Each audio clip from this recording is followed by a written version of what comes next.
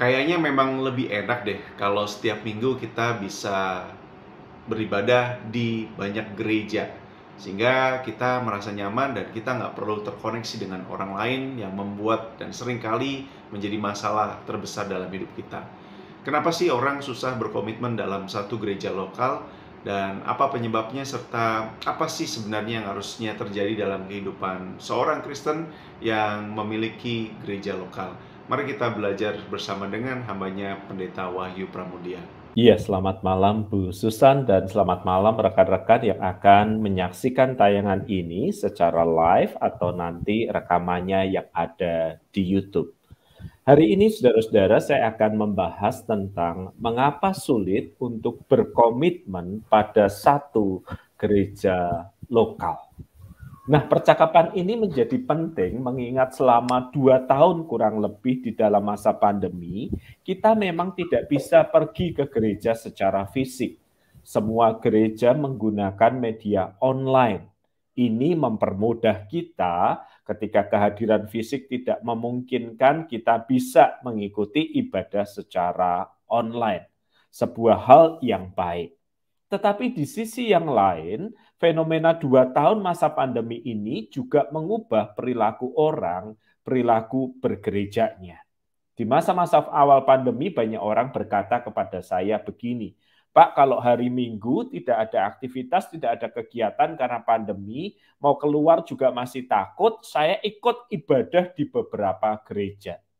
Jadi bukan hanya ikut ibadah di gereja tertentu, gerejanya saja, sekarang mulai mengikuti ibadah-ibadah di gereja yang lain. Tentu ini bukan hal yang salah karena kerinduan, kehausan akan firman Tuhan daripada menggunakan waktu dengan cara yang keliru. Mari kita ikuti ibadah di gereja yang lain. Tetapi ketika pandemi sudah selesai, ibadah on-site tatap muka itu mulai terjadi, saya mulai mendengar suara-suara dari rekan-rekan pendeta, dari rekan-rekan gembala yang menanyakan, di mana ya jemaat yang selama ini menjadi anggota gereja kami? Di mana ya jemaat yang selama ini beribadah di gereja kami? Belum kembali atau bisa jadi sudah pindah ke gereja yang lain. Di dalam 1-2 kesempatan saya juga mendengar gereja-gereja tertentu yang justru malah bergembira. Ternyata setelah ibadah onsite, Pak, kehadiran kami, anggota kami meningkat. Kami mendapatkan limpahan dari anggota gereja yang lain yang kemudian menjadi bagian dari gereja kami setelah menyaksikan tayangan online kami. Jadi kita akan membahas Bapak Ibu dan Saudara sekalian, apakah hal yang wajar dan umum atau sehat secara teologis ketika seseorang itu berpindah gereja. Ya, pertanyaan yang pertama adalah itu. Apakah adalah hal yang wajar, sehat atau teologis? Secara teologis ketika seseorang itu berpindah gereja. Nah, perhatikan kata yang saya gunakan, berpindah gereja, bukan berpindah-pindah gereja. Nah, saya ingin mengatakan dulu hal-hal yang membuat perpindahan gereja itu menjadi hal yang wajar, sehat, dan bahkan bisa dipertanggungjawabkan. Kapan pindah gereja itu adalah hal yang baik? Yang pertama, ketika kita berpindah gereja karena pindah geografis. Jadi kita pindah dari kawasan timur atau kawasan barat dan kita merasa terlalu jauh, kita pindah kota, kita pindah pulau, hal seperti itu justru dianjurkan agar kita tertanam di gereja lokal dan secara administratif jelas kita ini anggota gereja mana. Mungkin nanti ada kebutuhan pastoral terkait dengan kunjungan, terkait dengan konseling, terkait dengan menjadi pengurus, maka keanggotaan gereja yang jelas, perpindahan karena alasan geografis sangat bisa dipahami.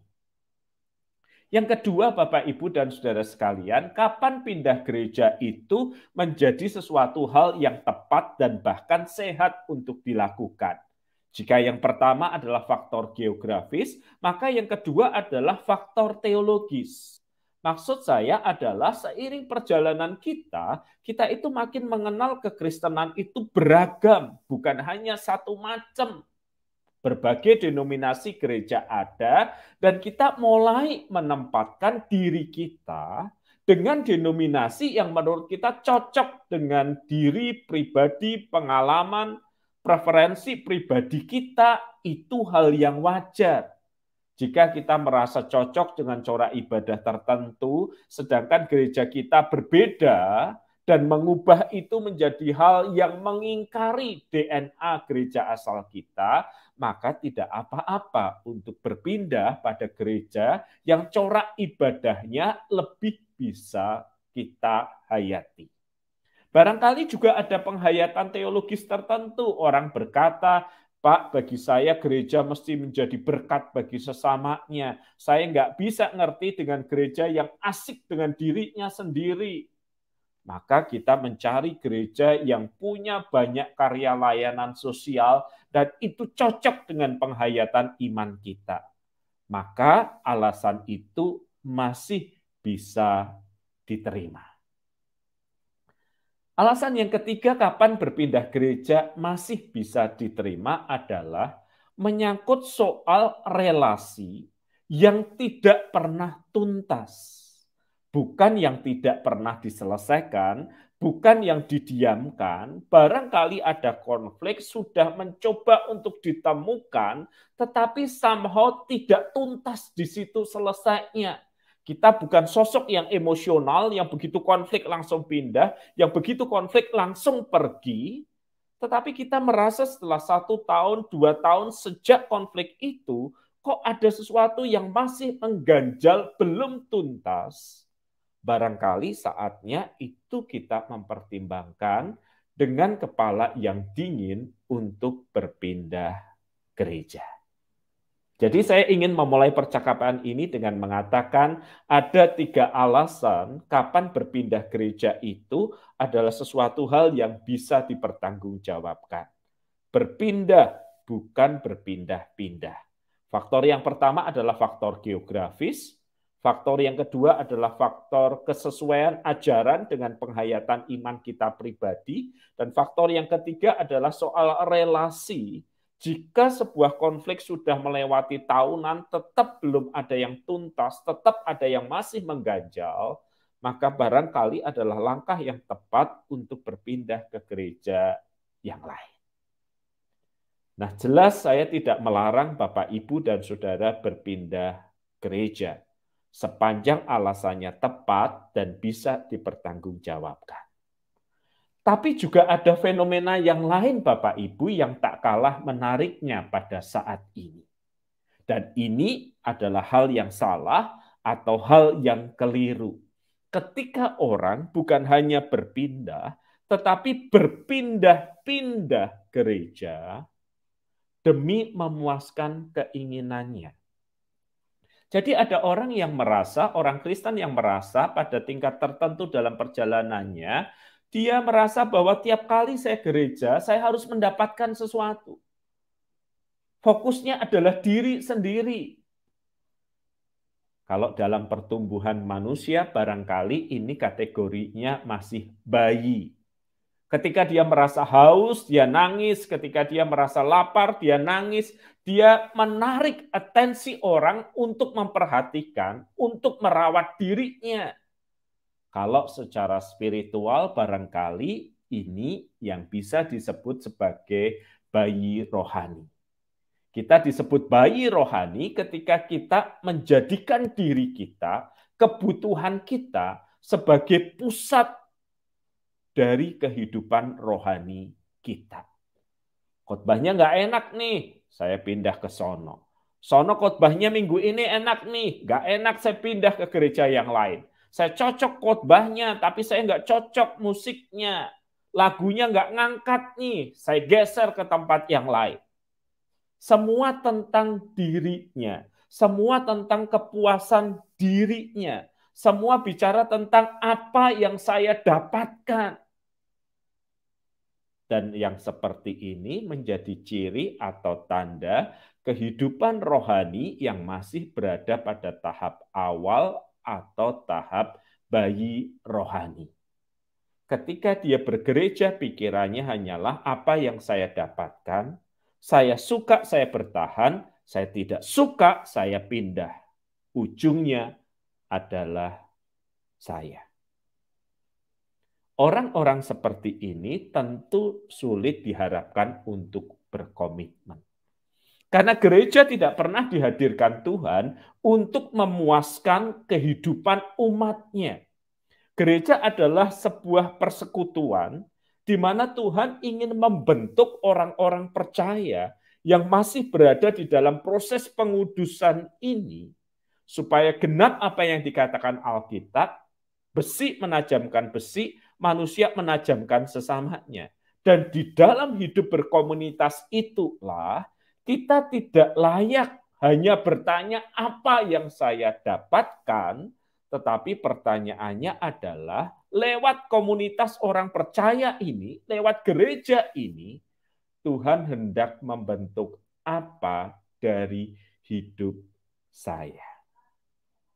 Nah, ini satu tahapan rohani yang penting. Sadar bahwa ujungnya bukan saya, ujungnya bukan aku, tetapi bagaimana Tuhan bekerja di dalam komunitas, membawa kita, menguduskan kehidupan kita, makin lama makin serupa Kristus. Dan benar saudara-saudara bahwa pertumbuhan rohani itu bukan hanya soal relasi saya dengan Kristus, tetapi relasi saya dengan Kristus dan tubuhnya, yakni gerejanya.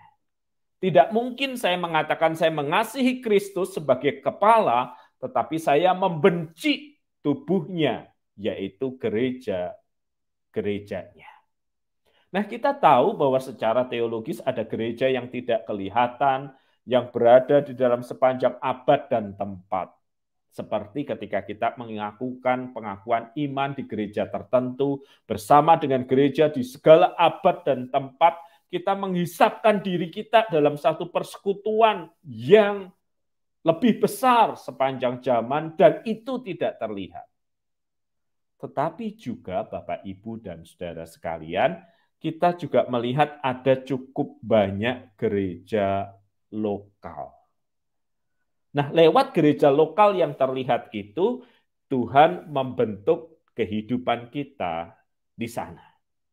Nah, fase selanjutnya adalah bukan hanya saya pengen dibentuk Tuhan lewat gereja ini, tetapi juga adalah apa yang bisa saya kontribusikan melalui gereja ini. Jadi kita bergerak ya dari pola pikir bahwa saya harus dipuaskan, kalau nggak dipuaskan saya pergi, ini ciri bayi, ini ciri sesuatu yang kekanak-kanaan. Bergerak ke arah bagaimana Tuhan akan membentuk saya lewat komunitas ini. Dan itu membutuhkan kesetiaan pada komunitas. Kalau Tuhan mau bentuk lewat komunitas, tetapi kita cepat pergi, cepat ganti komunitas, pembentukan itu tidak akan berjalan dengan maksimal. Dan lewat komunitas, yaitu gereja setempat ini pula lah, maka kita akan belajar mengenali apa yang Tuhan taruh di dalam diri kita. Sebagian menyebutnya talenta, sebagian menyebutnya karunia, dan melalui pemakaian talenta atau karunia itulah kita berkontribusi pada pekerjaan Allah melalui gereja lokal atau gereja setempat. Jadi mengapa orang sulit untuk kemudian setia pada satu jemaat lokal? Kalau urusan geografis tidak menjadi masalah, dia tidak pindah, biasanya orang tidak setia pada jemaat setempat karena masih berpikir, apa yang saya dapatkan? Pola pikir dalam tahap awal perjalanan kekristenan yang masih kekanak-kanakan. Atau orang tidak setia pada jemaat lokal karena orang merasa tidak suka, tidak mau dibentuk lewat gereja setempat itu. Jadi ketika akan ditegur, ketika akan dinasehati, dia pergi. Mengapa orang tidak setia kepada gereja setempat? Karena barangkali dia masih hanya berpikir tentang dirinya sendiri, belum mampu berpikir tentang bagaimana Tuhan membentuknya lewat komunitas, belum juga mampu berpikir untuk tahap selanjutnya, yaitu bagaimana saya memberi diri saya, bagaimana saya memberi talenta saya lewat gereja setempat ini. Jadi saudara-saudara, gereja adalah tubuh Kristus, Kristus adalah kepalanya. Sekali lagi tidak mungkin kita mengatakan kita mencintai Kristus sang kepala gereja itu ketika kita membenci tubuhnya. Saya tahu Bapak, Ibu, dan saudara sekalian tidak ada gereja yang sempurna. Barangkali ada gereja yang sempurna. Tetapi ketika Anda dan saya masuk di dalamnya, gereja itu tidak lagi sempurna karena Anda dan saya tidak sempurna.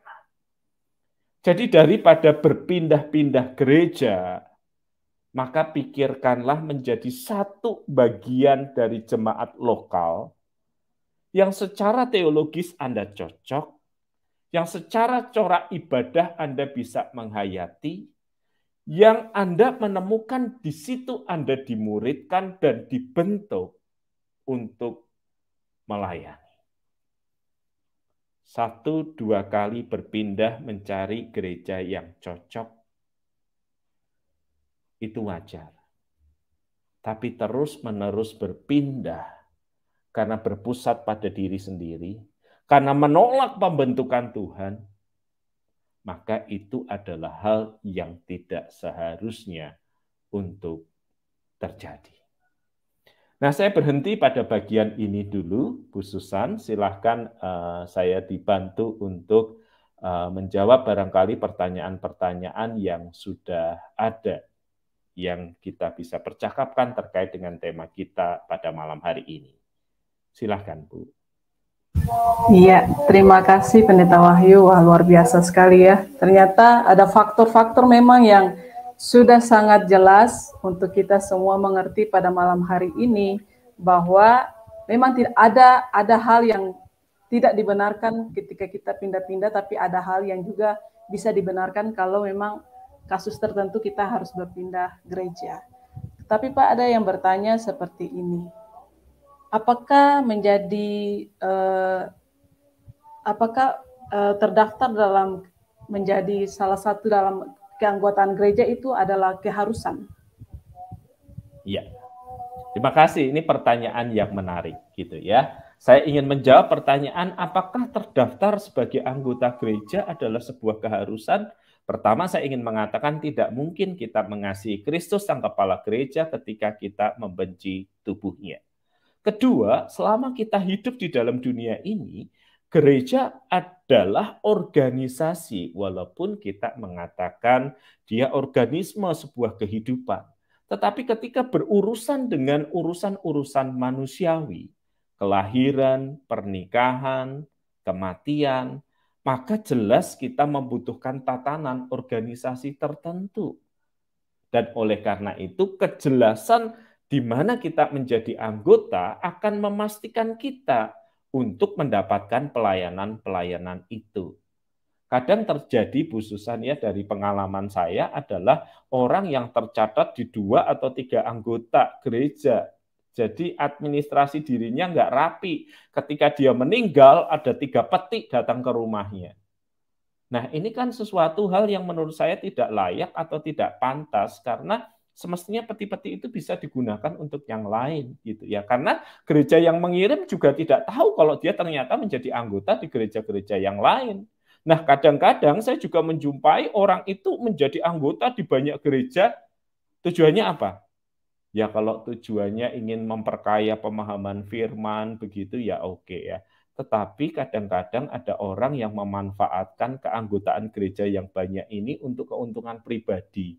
Di gereja A saya dapat bantuan sekian, di gereja B saya dapat bantuan sekian, di gereja C saya dapat bantuan sekian. Nah, kalau itu terjadi, berarti kita masih orang Kristen yang tahap awal tadi, yang masih kekanak-kanaan, yang masih berpikir untuk mengambil keuntungan. Sedangkan Alkitab mengatakan ibadah jika dengan disertai rasa cukup akan memberi banyak keuntungan. Tetapi sebagian orang ingin mencari keuntungan yang bersifat jasmania. Jadi keanggotaan itu menjadi penting agar juga ketika ada sesuatu terjadi di dalam hidup kita, ada gereja yang bertanggung jawab secara organisasi terhadap diri kita. Nih saya ingin memberi contoh ya, misalnya ada orang berubah, bertobat dari keyakinan lain. Tetapi dia tidak ada di naungan gereja tertentu. Dia bersaksi ke sana kemari, terus kesandung ada masalah. Nah, siapa yang menemani dia dalam pergumulannya? Kalau dia punya keanggotaan gereja, maka gembalanya lah yang akan menemani dia di dalam proses masalah yang terjadi itu. Kadang-kadang saya juga melihat ada orang yang tidak menjadi anggota gereja setempat, hanya aktif-aktif saja, tapi ketika ditegur, dia berani mengatakan pada sang gembala, otoritasnya apa? Saya bukan anggota di gereja ini. Maka gereja-gereja tertentu mensyaratkan pengurusnya harus anggota di gereja itu. Nah, itu baru benar dan tepat secara administratif, supaya ketika teguran itu dilakukan, maka itu memang hal yang dia butuhkan dan gerejanya memang berhak untuk melakukan pelayanan penggembalaan itu. Jadi keanggotaan gereja akan menolong kita terkait dengan urusan-urusan yang menyangkut manusia, lahir, mati, menikah. Tetapi sisi yang lain adalah itu memastikan kita bahwa kita akan mendapatkan sebuah supervisi atau bimbingan kerohanian yang memang kita butuhkan. Jadi kan kalau orang Kristen mencintai Kristus tetapi membenci tubuhnya, itu seperti orang yang pacaran tetapi nggak mau menikah-nikah. Ada sesuatu yang salah, ada sesuatu yang tidak pas. Nah, semoga ini menolong rekan yang menanyakannya ya Bu Susan. Silahkan untuk yang selanjutnya. Baik Pak, terima kasih untuk penjelasannya. Ada juga yang bertanya seperti ini Pak.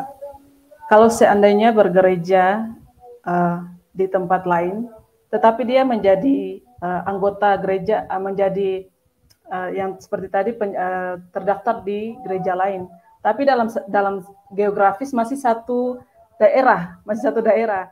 Nah, bekerja di tempat lain, tapi memang dia beranggota gereja di tempat lain. Apakah itu salah dan bagaimana melihat hal yang terjadi seperti ini, Pak?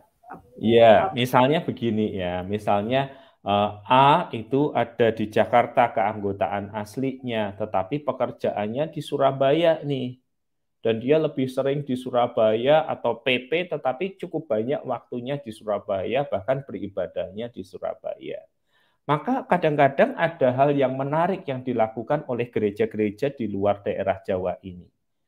Jadi atas permintaan yang bersangkutan, maka gereja akan mengirim pemberitahuan. Kami menitipkan penggembalaan terhadap anggota gereja kami kepada gereja Bapak.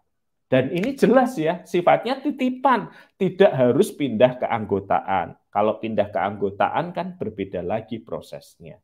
Nah, yang seperti ini menurut saya menjadi sangat jelas ketika ada kebutuhan-kebutuhan tertentu, siapa yang bertanggung jawab untuk merawatnya.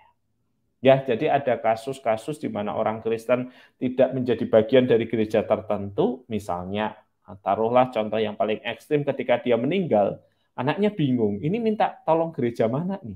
Gereja anaknya ada 5, di gereja A nggak bisa, bukan anggota, di gereja B pastornya sibuk, di gereja C, nah segala macam karena ketidakjelasan ini loh. Tetapi kalau keanggotaannya jelas secara administratif, maka tinggal dihubungi gerejanya. Ada anggota gereja Bapak yang meninggal, dan saya yakin gereja itu pasti dengan sukacita akan melayani. Jadi tertib administrasi keanggotaan gereja, menurut saya juga adalah bagian dari kehidupan kerohanian atau spiritualitas kita. Kadang-kadang yang aneh begini Bu, anggotanya di gereja X, aktifnya di gereja Y. Nah pertanyaan kenapa harus begitu? Kalau kamu memang cocok di gereja Y, pindah saja.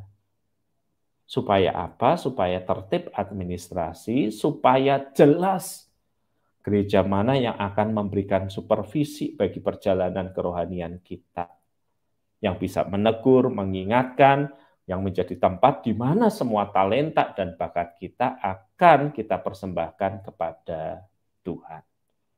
Ya, kalau soal KTP saja kita tertib kok, gitu ya, pindah kita urus.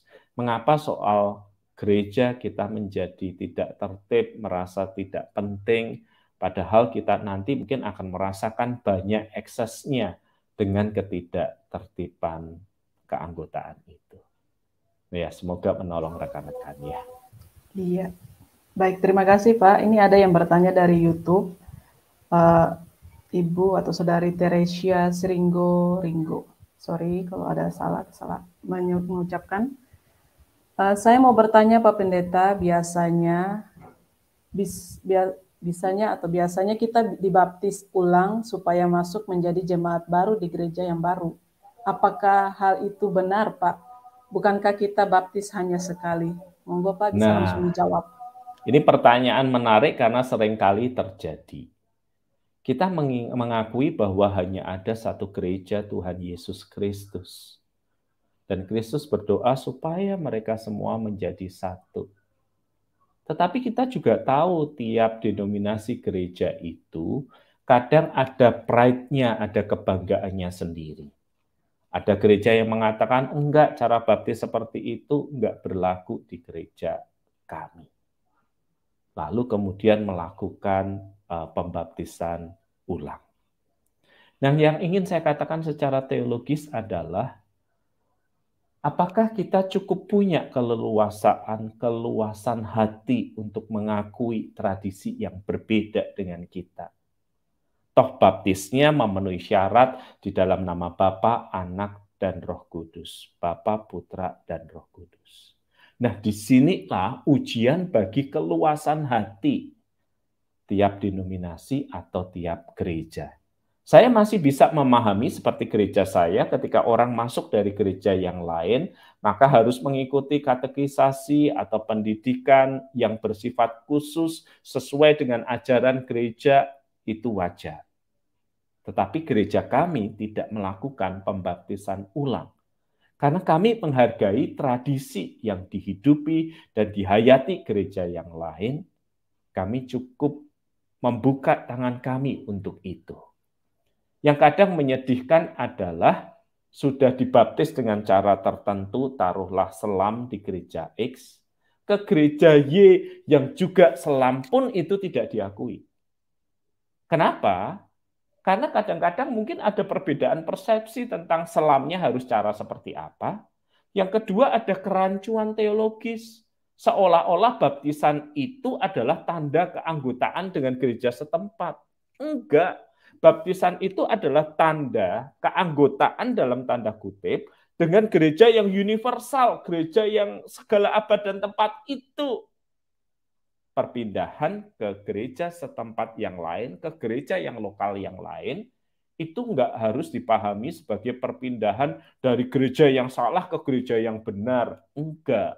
Ini perpindahan administratif. Toh keanggotaannya secara universal, dia menjadi bagian dari gereja yang tak terlihat itu. Jadi kalau kita ingin berpindah gereja, namun kita tidak sreg dengan gereja yang melakukan pembaptisan ulang, maka kita harus memikirkannya kembali. Kita harus mencoba untuk melihat, seharusnya di dalam keluasan diri ini kita bisa menerima praktik baptisan yang berlaku di gereja yang lain. Secara keorganisasian gereja kan dari PGI juga ada dokumen, kalau saya nggak salah ingat namanya saling menerima dan saling menghargai. Bahwa ada sebuah kerajaan yang jauh lebih besar daripada gereja kita, yaitu kerajaan Allah. Ada sebuah gereja yang tak terlihat segala abad dan tempat, di mana kita menjadi bagian di dalamnya. Dan di dalam tradisi yang berbeda-beda ini, harusnya cukup luas untuk mengakui tradisi yang berasal dari gereja yang lain. Jadi secara pribadi saya sulit menerima ketika satu gereja mengharuskan cara baptisan tertentu karena mengatakan dengan cara baptisan ini engkau menjadi gereja kami. Oh tidak, menjadi anggota gereja kami. Tidak. Baptisan itu memasukkan kita dalam tanda kutip ke gereja yang universal itu. Kalau sudah sekali di situ, urusan yang lokal lebih bersifat administratif, sehingga tidak membutuhkan baptisan lagi seharusnya. Saya tahu ada teman-teman yang berbeda perspektif, karena itu saya ingin mengajak kita untuk melihat sebuah keluasan, kekayaan tradisi Kristiani. Dan itulah sebabnya gereja kami memulai dengan tidak melakukan pembaptisan ulang bagi mereka yang sudah dibaptis di gereja yang lain. Dan saya harap ada lebih banyak gereja yang kemudian menghidupi sebuah kesadaran yang sama ini. Begitu, Bu Susan. Baik, terima kasih Pendeta Wahyu. Ada juga yang bertanya dari Ibu atau Saudari Erni Ristiawati. Gimana dengan jemaat yang pergi ke gereja lain hanya untuk membutuhkan diakonia, sedangkan gereja sudah memenuhi kebutuhannya dan terus pindah-pindah gereja? Apa komitmen mereka kok bisa seperti itu? Terima kasih. Monggo Pak bisa dijawab. Iya, ini yang saya khawatirkan ya, ketika orang ke gereja dengan tujuan yang bersifat mendapatkan keuntungan pribadi. Harusnya kalau kebutuhannya sudah dipenuhi di satu gereja, ya cukup. Tetapi nampaknya ada perilaku tertentu yang mungkin bukan dimotivasi oleh kekurangan ya, tetapi ingin dimotivasi untuk mendapatkan keuntungan lebih banyak lagi secara finansial, sehingga kemudian dia mendapat di sini, mendapat di sini, mendapat di sini. Dan kalau hanya itu tujuannya, keuntungan finansial, ya sebatas itu yang bisa dia dapatkan dari sebuah gereja. Dia kehilangan sesuatu hal yang lebih indah daripada sekadar pemenuhan kebutuhan jasmani, apalagi kalau sifatnya sudah adalah kerakusan untuk mendapatkan lebih dari cukup. Nah, biasanya gereja-gereja tertentu ketika mengetahui praktek ini akan memverifikasinya dan akan mengatakan sebaiknya kalau cukup, ya sudah, biar bantuan yang ada ini untuk orang yang lebih membutuhkan. Ini juga bagian dari sebuah disiplin kerohanian kan, untuk bisa merasa cukup dan mengendalikan diri. Nah, semoga menolong mereka yang mengirim pertanyaan ini. Silahkan Bu Susan. Iya, terima kasih Pendeta Wahyu. Ini mungkin jadi pertanyaan terakhir lagi pada malam hari ini. Ada pertanyaan seperti ini, Pak. Tidak sedikit kan orang tidak mau mengikatkan diri pada sebuah gereja karena tadi ada alasan relasi. Nah, karena dianggap ini adalah sebagai jalan teraman, jadi tidak mau mengikatkan diri, tidak mau berkomitmen dengan gereja tertentu, karena menghindar perasaan traumatik pada gereja itu. Apakah itu tindakan yang salah atau bagaimana Pak? Bisa Bapak jelasin? Jika untuk sementara waktu kita memutuskan untuk keluar dan tidak menjadi anggota gereja apapun karena kita masih luka, ada trauma, it's okay. Sementara waktu. Tetapi Bapak, Ibu, dan saudara sekalian, kita ini membutuhkan komunitas. Kalau Tuhan setelah kita percaya memanggil kita ke surga, kita tidak butuh komunitas. Kita membutuhkan komunitas untuk membentuk dan dibentuk di dalam komunitas itu untuk berjalan bersama-sama sebagai murid Kristus. Dan ini butuh komitmen. Dan hanya orang dewasa yang sehat yang bisa berkomitmen. Ya, kalau saya suka memberi ilustrasi kan, mungkin nggak saya dekat dengan seseorang, saya kesana kemari dengan orang itu, kami pacaran, tetapi tidak ada rencana menikah. Bagaimana Anda menilai orang-orang seperti ini? Tidak siap berkomitmen, tidak berani berkomitmen, atau bahkan mungkin tidak bertanggung jawab. Jadi saya ingin mengatakan hal yang sama. Kalau ada fase di mana kita menenangkan, meneduhkan diri kita sejenak, silahkan. Tetapi jangan sampai trauma masa lalu itu membuat kita bergerak ke masa depan takut. Jadi biarlah kita belajar dari pengalaman masa lalu, kemudian kita bergerak ke depan, belajar di dalam komunitas yang baru, menjadi bagian gereja, dan di situ kita berjuang untuk setia, taat, dan mengikuti proses pembentukan Tuhan, dan mempersembahkan kepada Tuhan apa yang bisa kita miliki. Begitu Bu Susan dan rekan-rekan, semoga bermanfaat. Baik, terima kasih Pendeta Wahyu Pramudia. Mungkin kita sampai pada sesi akhir ini. Kalau ada yang bisa Bapak sampaikan lagi pada malam hari ini sebagai closing statement dan bisa langsung menutup dalam doa, dipersilakan Pak. Bapak, Ibu, dan saudara sekalian, untuk pertumbuhan rohani, kita bukan hanya membutuhkan firman, kita membutuhkan komunitas. Roh Kudus yang bekerja dalam pribadi kita adalah Roh Kudus yang sama yang bekerja di dalam komunitas orang percaya. Jadi berpindah gereja untuk alasan yang bisa dipertanggungjawabkan, faktor geografis, kecocokan ajaran, soal relasi yang belum tuntas, bisa kita pertimbangkan. Tetapi berpindah-pindah untuk menghindari komitmen, untuk memuaskan diri, sebaiknya tidak kita lakukan sebagai orang Kristen yang dewasa. Mari kita berdoa. Tuhan, kami bersyukur Engkau memberikan diri-Mu bagi kami, dan biarlah itu menolong setiap kami, ya Tuhan, untuk hidup seperti yang Tuhan kehendaki. Mencintai-Mu sebagai kepala gereja dan mencintai tubuh-Mu sebagai gereja, tempat di mana kami dibentuk, tempat di mana kami melayani, tempat di mana nama-Mu kami permuliakan. Di dalam nama Kristus kami berdoa. Amin. Terima kasih Pendeta Wahyu Pramudia, terima kasih untuk pelayanannya dan sharing firman Tuhannya buat kita semua. Tuhan Yesus memberkati Bapak dalam setiap tugas, tanggung jawab, dan pelayanan. Dan terima kasih juga buat teman-teman yang sudah memberikan respon-respon untuk tayangan kita pada malam hari ini. Terima kasih, kiranya Tuhan Yesus juga memberkati teman-teman semua dalam setiap tugas tanggung jawab yang teman-teman lakukan. Dan terima kasih juga untuk teman-teman di balik layar yang sudah melancarkan untuk live pada malam hari ini.